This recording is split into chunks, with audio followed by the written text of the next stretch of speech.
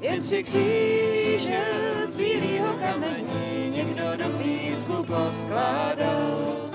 Slzy v očích měl a v ruce znamení, lodní deník a v něm, co jsem psal.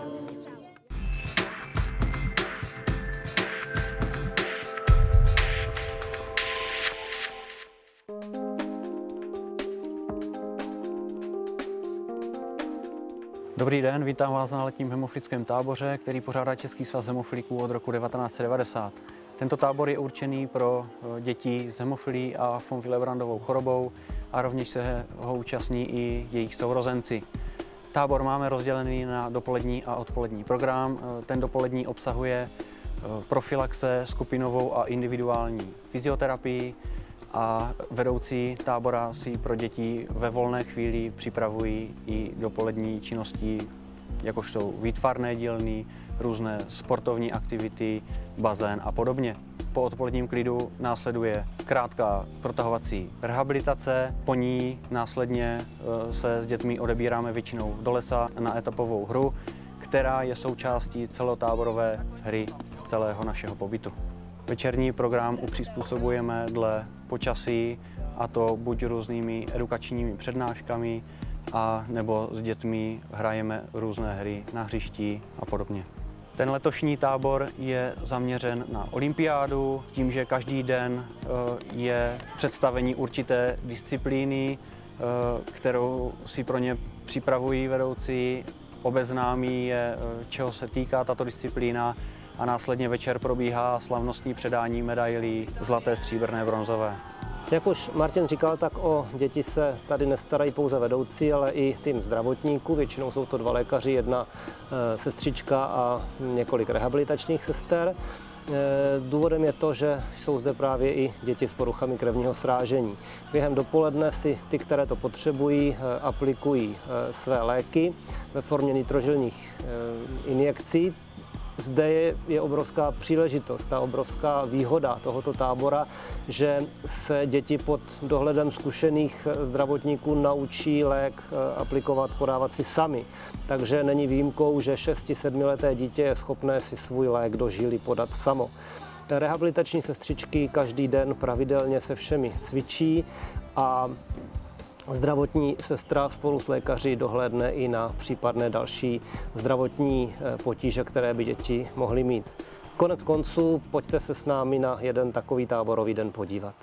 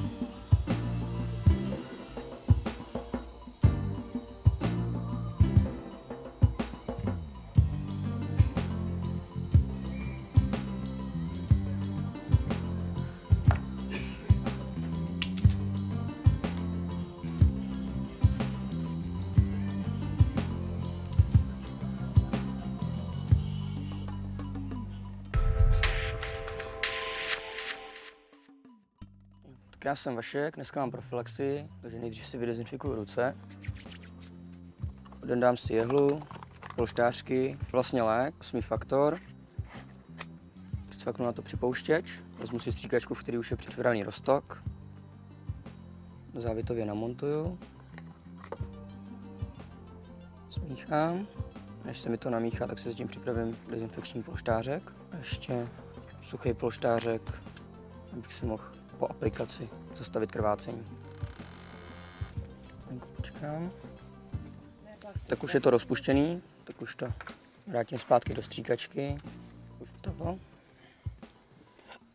Položím si to na dezinfekční polštářek, připravím si jehlu.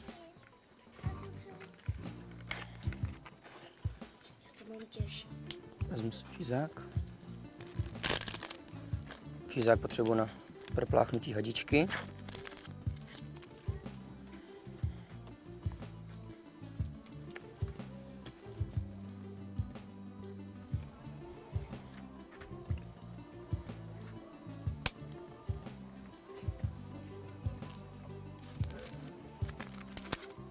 Dám si jehlu.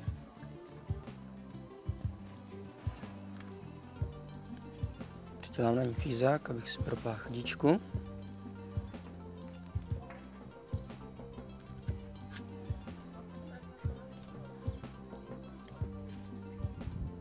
Hadička je propláchnutá. Takže si položím jehlu. Vezmu si stahovák.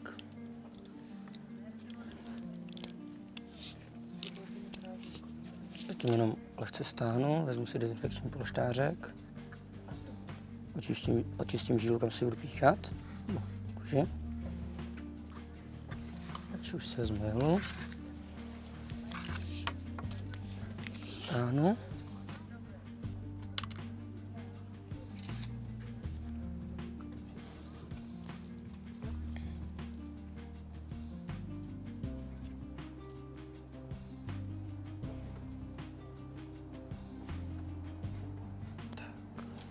Hotovo.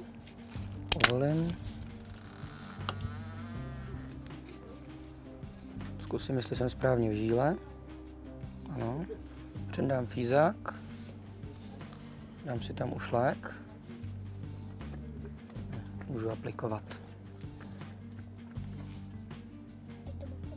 Vyzkouším krev. V pořádku. Dobrý. Znovu vyzkouším krev. V pořádku. Zase vyměním za fízák, abych znovu propláchnul hadičku, abych dostal všechen lék do žíly. A fízák už si můžu celý vpravit do žíly, to už nevadí. Hotovo, vezmu si suchý polštářek. Děkuju. Tak, teď už jenom vyhodím jehlu. A rozstřídím odpad a to je všechno. Pak už zbývá jenom nalepit nálepku z lahvičky, dám panu doktorovi. Už jenom poslední dát si náplast, aby se mi po vpichu nedostalo nějaká špína nebo něco špatného do té žíly a to už je vlastně všechno. Tak vás vítáme v naší improvizované laboratoři. Ty odběry krve, které jste si udělali během dopoledne při dnešní profilaxi, poslouží jako vzorky pro vyšetření. Proč má cenu vyšetřovat krevní srážení u hemofilika? Povídejte, kdo ví? Já, Tak aby se povídej. vědělo, kolik má procent toho faktoru. To je správná odpověď. Právě proto, když se podává ten lék, tak se dá docela dobře zjistit, jak se změní to procento před a po podání léku, protože hemofilik bez léčby má procento nízké, má málo toho faktoru a když se ten lék podá, tak se aktivita nebo množství toho faktoru v krvi zvýší významně. A to si právě teďka můžeme ukázat, protože když si ti z vás, kteří si odebrali krev před podáním léku a po podání léku, tak uvidí v průběhu toho vyšetření velikou změnu. To vyšetření má dvě části, mezi nimi bude krátká mezera. První je ta část, při které se ten vzorek, ať už je kohokoliv z vás, tak se změní, protože to, co vidíte tady, je plná krev. Takhle vypadá vaše krev v žíle, když se odebere.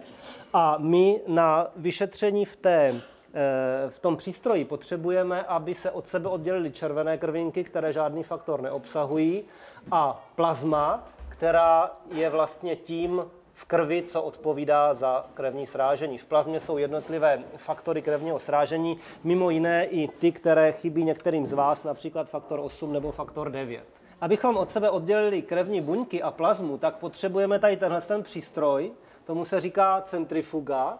A teď si každý z vás, podle toho, jak vám naše laborantka Bára ukáže, dáte ten svůj vzorek do centrifugy a připravíte ho k tomu, aby mohl být dále vyšetřen na hladinu faktoru 8 nebo 9, podle toho, která hemofilie u vás bude. Každý si vytáhněte po 2 rukavicích a oblečte si je.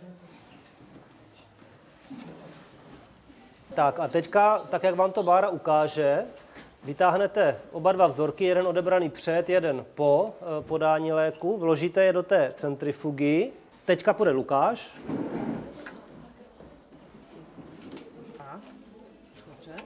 Teďka, až Roman s Bárou centrifugu pustí, tak poběží zhruba 10 minut a když vzorek vytáhnete, tak bude vypadat jinak. Bude tam část žlutá, která obsahuje krevní plazmu, v té jsou právě faktory krevního srážení a část červená, ve které jsou většinou červené krvinky. A můžeme startovat. Tam teda mám zavře, přitlač to, neboj se. Vidíš, jak se chytla a teď mu dej start. Takže centrifuga vzorky dotočila, tak ji můžeme otevřít. A podíváme se, jak vypadá, jestli ten vzorek je opravdu centrifugovaný. A vidíte, že tam je rozdíl, že nahoře je žlutá plazma a dole jsou červené buňky, červené krvinky. Takže Bára připraví ty vzorky do stojánku, abychom je mohli vyšetřit a já vám mezi tím jenom řeknu, co a jak budeme vlastně vyšetřovat. To, co budeme měřit, ten test, který budeme měřit, se jmenuje APTT. Je to test, na jehož základě se provádí i vyšetření faktorů krevního srážení. Jeho výsledkem je čas v sekundách. Když se člověku krev sráží pomaleji, tak je ten čas delší. Takže třeba hemofilik bude mít tento čas zhruba mezi 80 a 100 sekundami a zdravý člověk ho bude mít někde kolem 30, 25, 35 sekund. Takže by mělo být dobře vidět, že ten čas poté, co jste si podali lék, se zkrátí zhruba o polovinu, dejme tomu z 90 na 40 sekund.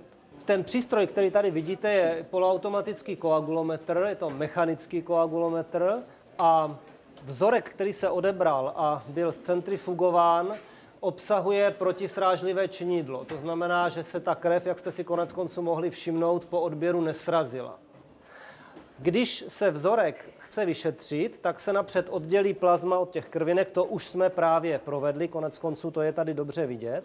A potom se, tak jak vám Bára ukáže, odebere velice malé množství té plazmy do zkumavky, takové malinkaté, která se vloží do toho přístroje, říká se jí kyveta. Stačí velmi malé množství, stačí 50 mikrolitrů, je toho opravdu velmi málo. Potom se do každé té malé zkumavky vloží tady tímto dávkovačem kovová kulička a ta kovová kulička, když je v té zkumavce, se nalézá mezi 2 magnety. Když přidáme k té zkumavce činidlo, které je potřeba pro průběh toho testu a ještě jednu látku, která z té krve opět udělá krev srážlivou, tak se ta krev začne srážet. Zároveň začnou pracovat magnety kolem té zkumavky, které pohybují kuličkou zprava doleva a mezi tím se vytváří v té zkumavce krevní sraženina. Jakmile se ta krevní sraženina vytvoří, tak zabrání té kuličce v pohybu, kulička se přestane pohybovat a přístroj odečte čas. Každý z těch, kteří si ráno provedli odběr vlastní krve, si mohou pod Bářiným vedením to vyšetření provést sami.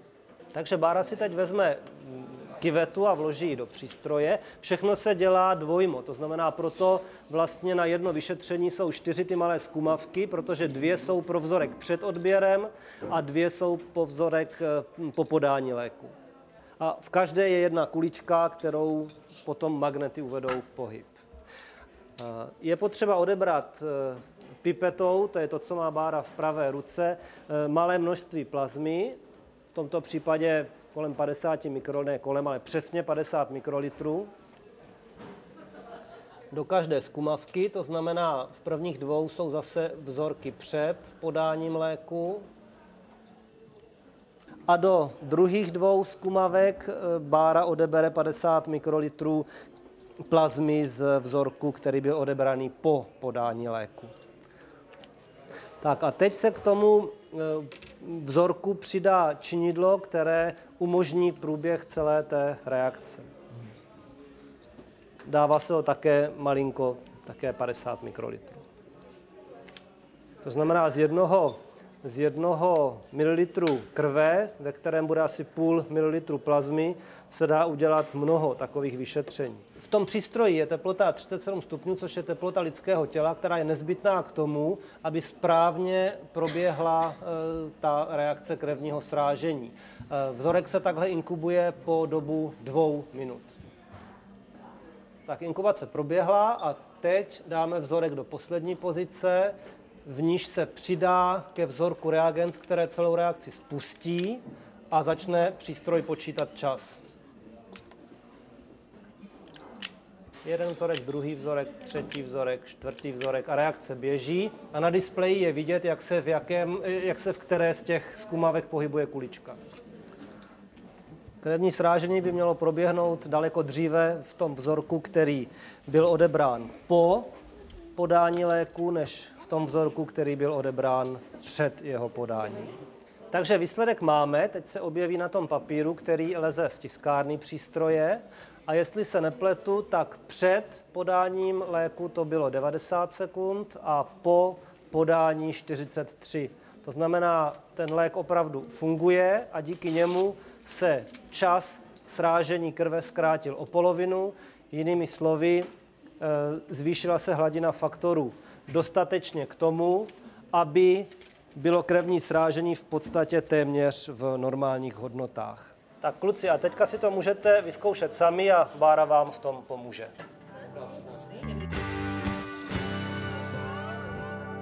Pozor, aby se nedrblo do těch krvinek, jo? Teďka jenom plazma nás zajímá.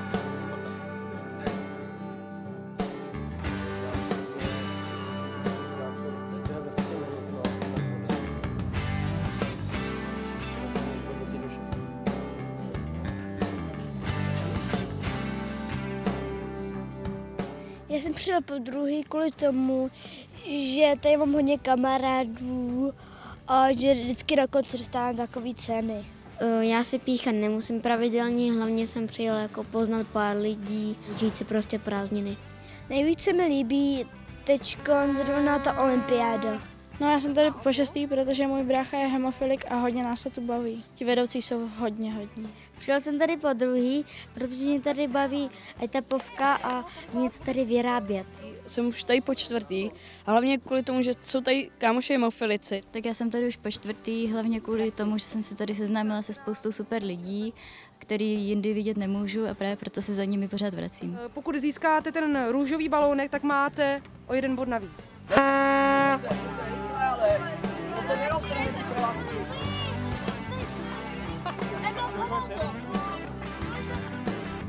Tak já jsem na táboře vlastně po 8. a mám tu hodně kamarádů, tady je vlastně vždycky legrace. Taky jsou tu vedoucí, to jsou vlastně úžasní lidi všechno. Tady máme třeba i dobré rehabky, které nám zlepšují fyzičku a někdy i psychiku a hlavně ty hry, které si pro nás připravují vedoucí. A já jsem vděčný za to, že se tady nám věnují těch 14 dní v roce.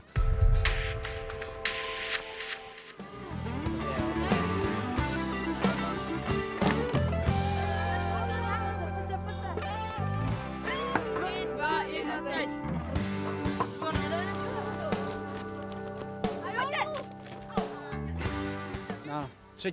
krásném místě se umístil tým USA. Stříbro patří družstvu z Japonska. O 1. místo se dělí Lízát Konie a Velká Británie. Gratuluju! Severní vítr je krutý, počítej lásku má svý. K nohám ti dám zlaté pruty, nebo se vůbec nevrátí.